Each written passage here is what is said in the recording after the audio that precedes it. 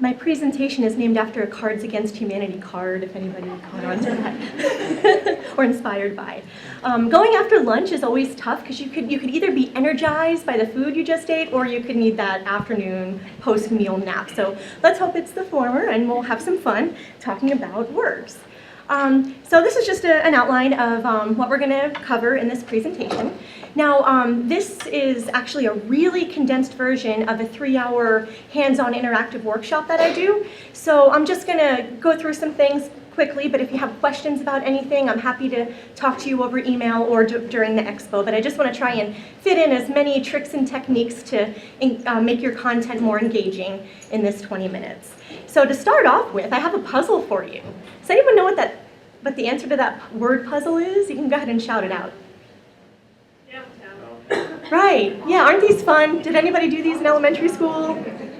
What about these? You can just shout them out as you...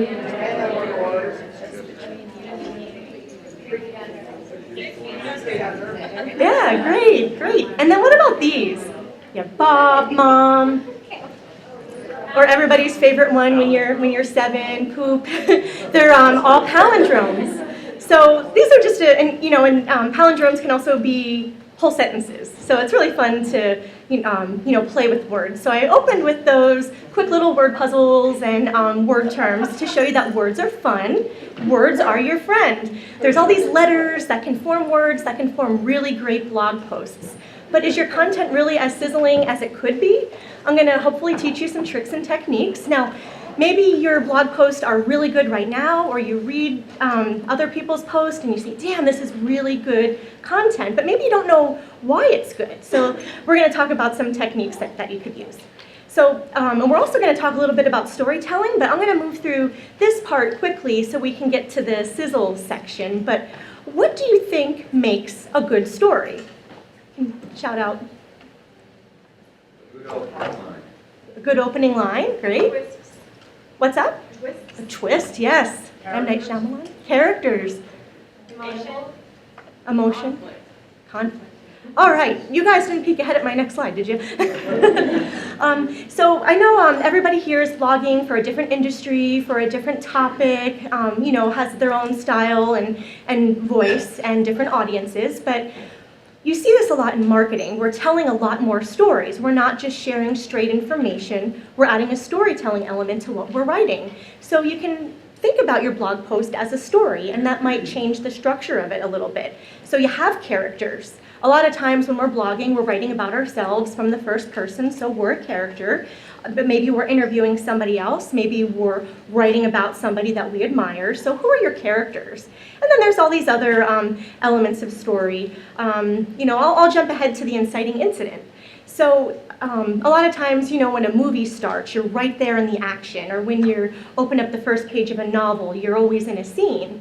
So instead of starting a blog post maybe the way you learn in journalism, to kind of put all the information up top so everybody knows what it's about and then you tell more details, well, say you're writing a blog post about a really bad customer service experience at a department store.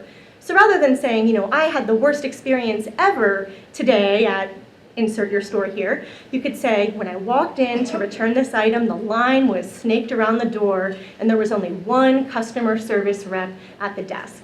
So you can kind of build the scene and put your audience, right there in the story. So maybe if the blog post allows, you can start with a scene with that storytelling element.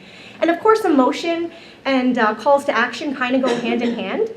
So you probably have a mission for your entire blog, but then each individual post probably has something it's trying to convey as well. So maybe you're trying to get somebody to buy something, to visit your store, to rally along with your cause. So you want people to feel the way that you do. So you want to insert that emotion into your content. So I think you can do that with doing a little more storytelling and putting that reader there. And then your calls to action, of course, your whole website, you might have call to action buttons in certain places and links, but within the content itself, you can also have calls to action with the way that you're writing your content. And of course, you want your stories to be memorable, because the memorable content is what gets shared on social media. If you're pulling at people's heartstrings or you're making them laugh, they're going to share that because they want others to enjoy what they just enjoyed. This is just an example of the classic story arc. Again, this is a little geared more towards screenwriting or more toward fiction writing, but if you think about storytelling when you're going to craft your blog post, if you insert some of these elements, you might find that you have a little bit more engaging of a piece. So now we're going to get into sizzle. One of the first things, I think, is a stronger word choice with your writing. So I have a cheat sheet here. I just need to jump ahead in case I don't remember. But some of the words in our language are overused. You know, we probably all say awesome. You know, is that new product really awesome, or is the Grand Canyon awesome? You know, so we tend to overuse these words to describe things, or amazing. And another one is great. So how many times in your blog post do you say, I had a great time, this is a great college, this is a great conference? What are we really saying? I have this book, it's called Better Than Great, and it's all about how to find words so you don't have to use great over and over again, and there's some really neat words in here. But think about it. If you say it's, and then there's also some other words, some helper words. We might use very, so, really, to describe things. So if it's really hot outside, no, we have this vast English language. We don't have to say it's very hot. We can say it's sweltering, it's scorching. So think about making better word choices. It's not very cold outside, it's frigid.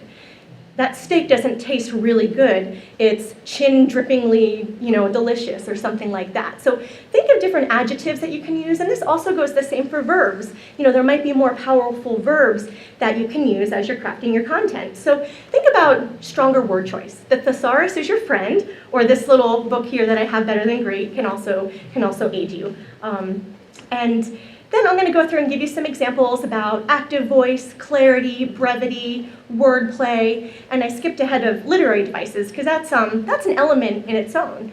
Anybody here an English major or study creative writing at all? Okay, a couple of you. So there might be some literary devices that you know, but I think a lot of people just naturally work these into their writing without knowing what they are. So some of those could be imagery. Imagery is so important. You don't just want to tell a story and give information. If you're writing about something, let's, again, put the audience there. It goes back to storytelling.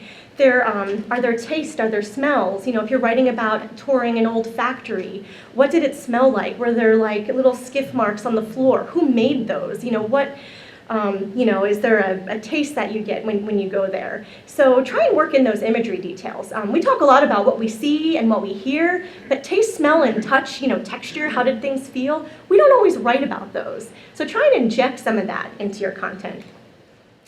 So keeping your writing to a shorter length really benefits the reader. So why don't you perhaps try to use fewer words in your next blog post or other type of content? Or we could just say be brief. So that's kind of a meta example to show that you can take a whole paragraph, but maybe it only really needs to be 2 words. Because when things are shorter and condensed, they're more clear for the reader and they're more engaging and they get through that content quicker. So here are a few tricks to help you with brevity. Is there a word for what you're describing? At the conference actually that he mentioned, I was making a checklist for our book sale table, and I wrote, write how many there are. And I caught myself. I'm like, no, there's a word for that, quantity. So I replaced 4 words with 1. So as you're going through and you're editing your content, you know, maybe you're describing something, but maybe the description isn't needed. There might be a word for that. Are you using unnecessary phrases? I think we do this a lot when we speak. We interject these phrases, but in our writing, we can clean them up and take them out. The fact of the matter is, it's cold. You could just say, it's cold. Now, sometimes for emphasis, or if you have a certain style, you know, you might insert phrases like that to help along your sentence, but if you're constantly doing it, maybe it's a bad habit, maybe it's a crutch that you have in your writing that you could change up and just, you know, just be more clear and get right to the point. And finally, is there a more succinct way to say it? One of the essays we ran last month in Hippocampus, while I was editing, I jotted down the sentence because I thought it would be good to use as an example in this talk. I took all of her jewelry from her jewelry box and put it on the bed, is how it went. I changed it to I emptied her jewelry box. So again, this sentence is a little stronger, you're not repeating jewelry, and there was a verb for it. Instead of saying I took all of her jewelry out, you can just say emptied. So again, these are just little tricks and examples that you can apply to your own blog posts. Alliteration is absolutely effective. Isn't it fun to say? It's fun when words sound the same. Alliteration is a great technique, especially in copywriting, in headlines and subheadlines. They really make the copy punchy, so you can use that for headlines, subheadlines, but also within the text, within the story. And here's a great example of it in a book that I just read called In the Kingdom of Ice. It was about a polar adventure. But Bennett warmed to the idea of an ambitious Arctic adventure. I just love that sentence. I think that's a really great sentence. You have the alliteration of the ambitious Arctic adventure, and it was really ambitious. If you get a chance to read the book, you should. But the sentence does something else that I love. There's the juxtaposition between the warming up to the Arctic adventure, which is really cold. So there's a little bit of playfulness to that sentence as well. He could have just said this guy was interested in going to the Arctic, but he was, a little more intentional with how he said it. I reviewed that book, and this is one of my sentences from the review to go on with the wordplay. By way of a tale of a famous newspaper stunt, blah, blah, blah, we learn that this man heralds the kind of stories the public wants to hear. So instead of just saying he looks for these stories or he seeks out these stories, I chose heralds to play off the newspaper because they kind of are terms that go together. So again, you can make your copy more engaging and more dynamic when you're using these types of word choices instead of using those automatic words that just come to us during the first draft. I have a friend who calls the first drafts verbal vomit. So, and it's okay because you need to get them out. So a lot of the things that I'm talking about will come out in the editing process when you're rereading your work. Repetition can also be effective. There's he came, he saw, he conquered. Now, do you remember when you learned about commas and conjunctions in grade school? Your teacher probably would have corrected that to he came, comma, saw, comma, and conquered. That's not effective. He came, saw, and conquered. Sometimes you need to pack a punch, and saying something like that will do the job. But sometimes being redundant is blah. It makes the copy boring. And this, I think, happens a lot of times when you're writing about a specific person or a specific product or thing. You keep saying over and over what that thing is. So I just made up a silly sentence here, and don't mind the typo. I did that on purpose. But Donna Talarico is speaking at BlogCon. She's doing a session about words. The Lancaster native is glad to be here. A former journalist, she really loves words. It's true, said the word nerd. So you can see, instead of using the name and the pronoun over and over again, I was also able to not be redundant, but sneak in some biographical information, which we'll save later. So now I don't have to say, she's from Lancaster, she used to do this or that. So when you're writing about something, you can call it something else, look for some synonyms, and if there's not a synonym, work in some of that biographical information. Another example, I was writing about this apartment I was at. There were banana boxes everywhere, but then I found something on a banana box. I didn't want to say it again, so I said Chiquita crate. So just think of some unique ways to say what you just said if you need to repeat yourself. This is an article I wrote about a trip to Iceland, and right before my trip to Iceland, there was a volcano erupting. But I could have said Iceland and volcano and eruption a lot in this sentence. If I just repeated volcano and eruption over and over again, it really would have been boring to the reader. So here, I said Iceland, but then the second time I said the little island country. The first time I called it a volcano, and then I called it a lava-filled mountain, and then the next two I wrote out the unpronounceable Icelandic names. And for eruption, I said spew, eruption, activity, and explosion. So those are just some ways that you can jazz up the content when you do need to say the same word over and over again. So just think of some different ways to refer to it. Active and passive voice. Who here has ever, dealt with this? I mean, passive voice you hear all the time, especially if you work in academia, where I just came from. But could you imagine a sportscaster saying the ball was shot by him, a score was made? Sounds kind of boring, right? No, this is how sportscasters talk. Uh-oh. Oh, he shoots, he scores. That's active voice. So if you're reading, if you're comparing maybe two articles or two blog posts and one sounds really good and one drags a lot, the one that's really good is probably active. It makes it more vibrant. It helps the audience move along when you're writing in the active voice. So with the active voice, the subject, the actor, is doing something. In the passive voice, something is done to you. So I hit the button too many times and they all came up, but instead of saying a cake was baked, you can say mom baked a cake. Instead of saying a baby was born to us, you can say we had a baby. You see how more exciting active voice is? Now the bottom example, oops, something went wrong, might be better to say than oops, you did something wrong. So passive voice is good to use sometimes. It is appropriate in certain situations. And this example, I used a program called Sprout Social and I clicked on something and then the error message came up and it said, oops, something went wrong. And I took a screenshot of it because I'm like, that's the passive voice, but it actually makes sense because it wasn't blaming me. It didn't say, hey, you messed up.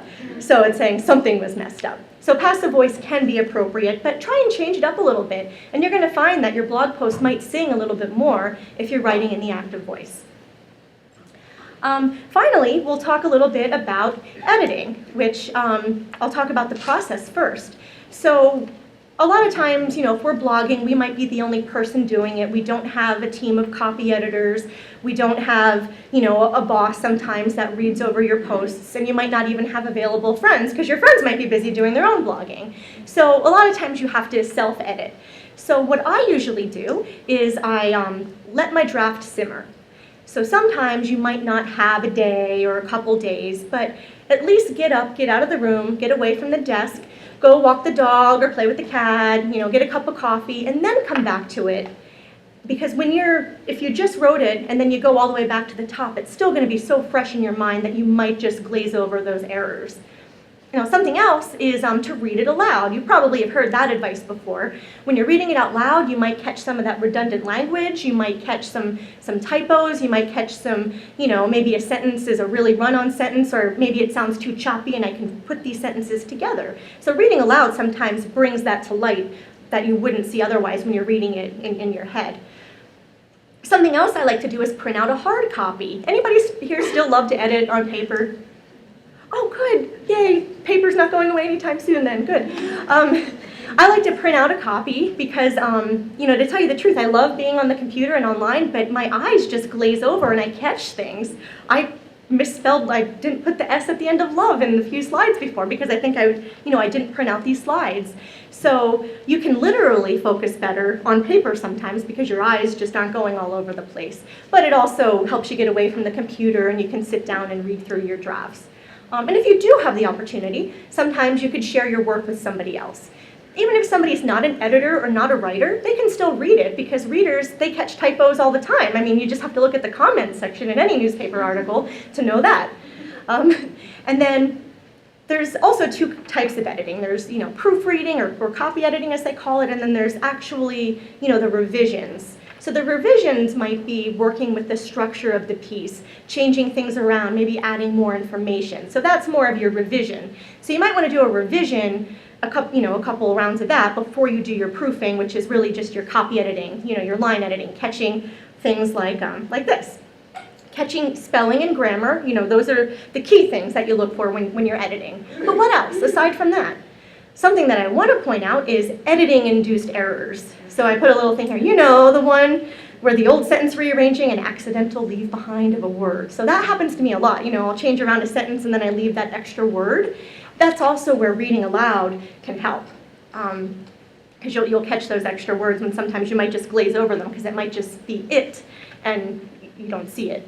And look for those weak words. When I opened, we talked about finding those stronger verbs, those stronger adjectives. What I like to do is go through and circle anything that I think is a weak word, whether it's a verb or an adjective, and some of those fluff words like very and really, because then that's where I can find those other words, like it was really interesting. No, it was completely fascinating. There's probably a better word than fascinating too.